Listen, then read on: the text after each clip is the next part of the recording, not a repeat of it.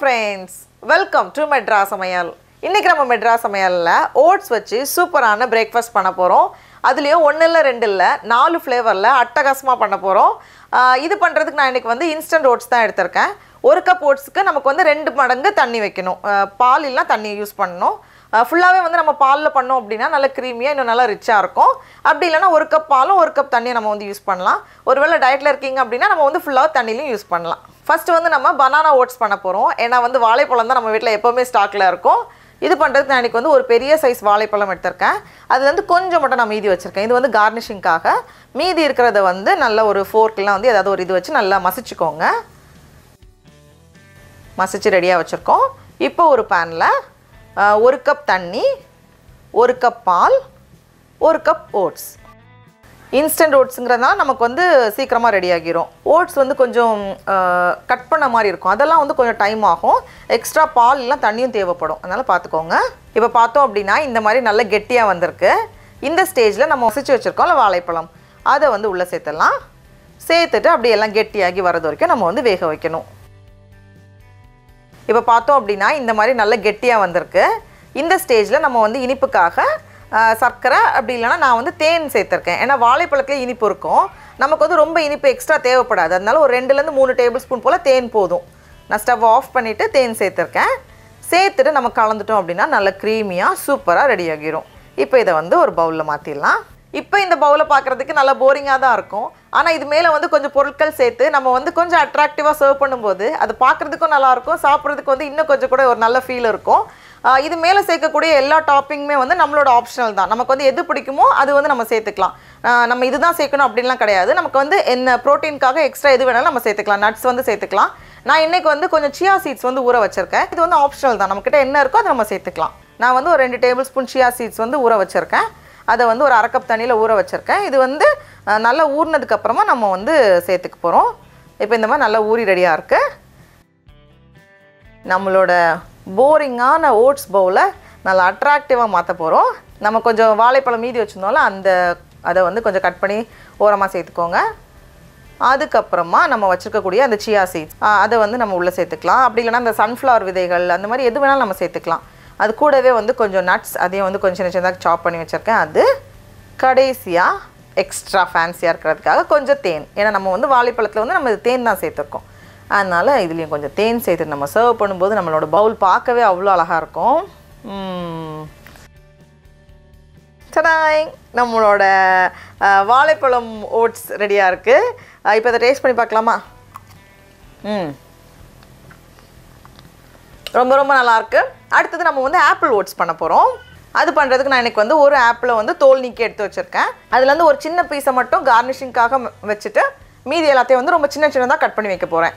பாருங்கள், இந்த மாதிரி நல்லா சின்ன சின்னதாக கட் பண்ணதுக்கப்புறமா இதை வந்து நம்ம மேல் அழகுக்காக சேர்க்க போகிறோம். அதே மாதிரி தான் ஒரு பாத்திரத்தில் 1 கப் தண்ணி, 1 கப் பால், 1 கப் ஓட்ஸ், கூடவே நம்ம வெட்டி வச்சுருக்கக்கூடிய ஆப்பிள்லாம் இப்போவே சேர்த்துடலாம். அதுக்கப்புறமா ஆப்பிளும் சின்னமனும் ஒரு நல்ல காம்பினேஷன். அதனால நான் வந்து ஒரு 2 துண்டு பட்டை சேர்க்குறேன்.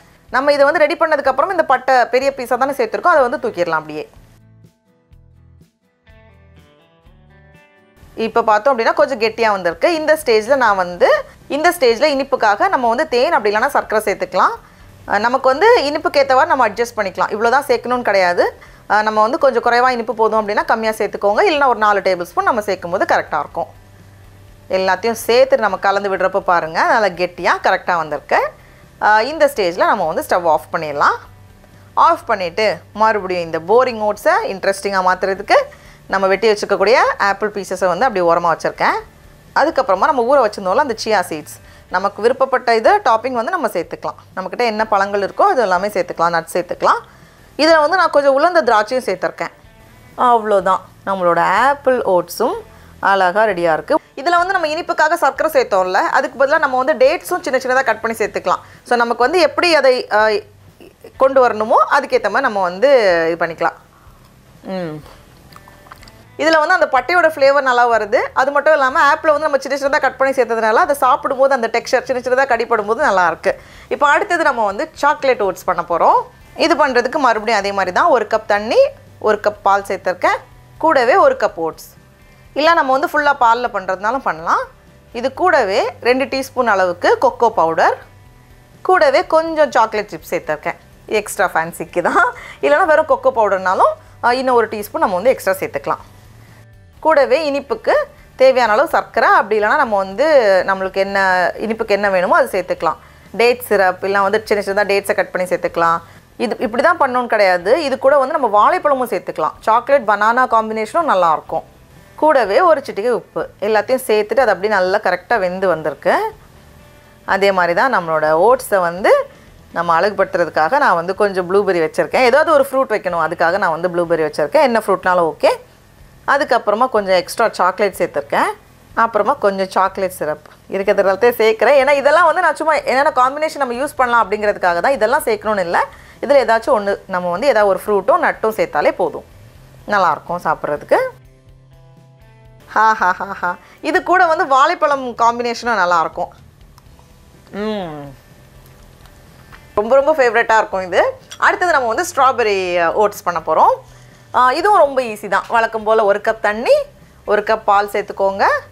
கூடவே 1 கப் ஓட்ஸு சேர்த்துட்டு இது ஒரு வாட்டி நல்லா கலந்ததுக்கப்புறமா இதில் வந்து ஒரு 4 ஸ்ட்ராபெரி போல் நல்லா சின்ன சின்னதாக கட் பண்ணி வச்சுருக்கேன். அதையும் உள்ளே சேர்த்துட்டு கூடவே தேவையான அளவு சர்க்கரை, நான் வந்து 4 டேபிள் ஸ்பூன் சர்க்கரை சேர்த்துருக்கேன். நம்மளோட இனிப்புக்கு ஏற்றவரை நம்ம அட்ஜஸ்ட் பண்ணிக்கலாம். அப்படி இல்லைனா கடைசியாக தேன் சேர்த்து சர்வ் பண்ணாலும் ஓகே தான். எல்லாத்தையும் சேர்த்துட்டு கொஞ்சம் நேரம் வேக வைக்கும்போது டக்குன்னு ரெடி ஆகிரும். பார்க்கவே அப்படியே கலர்ஃபுல்லாக சூப்பராக வந்திருக்கு. இப்போ இந்த ஸ்டேஜில் நம்ம வந்து வழக்கம் போல் இதை வந்து கொஞ்சம் அழகுபடுத்துறதுக்காக கொஞ்சம் சின்ன சின்னதாக கட் பண்ண ஸ்ட்ராபெரி வச்சுருக்கேன். அது பக்கத்தில் வந்து நான் வீட்டில் பண்ண ஸ்ட்ராபெரி ஜாம், அந்த நம்ம வீட்டில் பண்ணுவோம்ல, அது கொஞ்சம் இருக்குது. அது அப்படியே சும்மா அழகுக்காக கொஞ்சம் எக்ஸ்ட்ரா வைக்கிறேன். இதை நம்ம வந்து ஜாம், ஜெல்லி அந்த மாதிரி ஸ்வீட்னஸ்க்கு எது வேணாலும் சேர்த்துக்கலாம். அதுக்கப்புறமா கொஞ்சம் ஊற வச்சுருக்க சியா சீட்ஸ், அப்புறமா கொஞ்சம் நட்ஸ் எல்லாத்தையும் சேர்த்துட்டு நம்ம சர்வ் பண்ணும்போது நம்ம பவுல் பார்க்குறதுக்கே அவ்வளோ கலர்ஃபுல்லாக இருக்கும். இதை வந்து இப்படி தனித்தனியாக தான் பண்ணணும்னு கிடையாது. ஸ்ட்ராபெரி கூட நம்ம வந்து வாழைப்பழம் சேர்த்துக்கலாம், கொக்கோ பவுடர் சேர்த்துக்கலாம். அந்த மாதிரி காம்பினேஷன்ஸ் வந்து நமக்கு எந்த மாதிரி பிடிக்குமோ அது மாதிரி நம்ம ட்ரை பண்ணலாம். அதுவே நான் வீட்டில் பண்ண ஜெல்லி சேர்த்துருக்கேன்னா ரொம்ப ரொம்ப நல்லாயிருக்கு. நீங்களும் கண்டிப்பாக இந்த ஓட்ஸ் ரெசிபியை வீட்டில் செஞ்சு பாருங்கள்.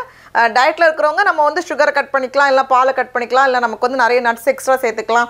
அது மாதிரி நம்ம வந்து காம்பினேஷன்ஸ் வந்து டிஃப்ரெண்ட்டாக ட்ரை பண்ணலாம். உங்களுக்கு இந்த வீடியோ பிடிச்சிருந்துச்சுன்னா மெட்ராஸ் சமையலுக்கு சப்ஸ்கிரைப் பண்ணுங்கள். நாவின் சுவை அரும்புகள் மலரட்டும்.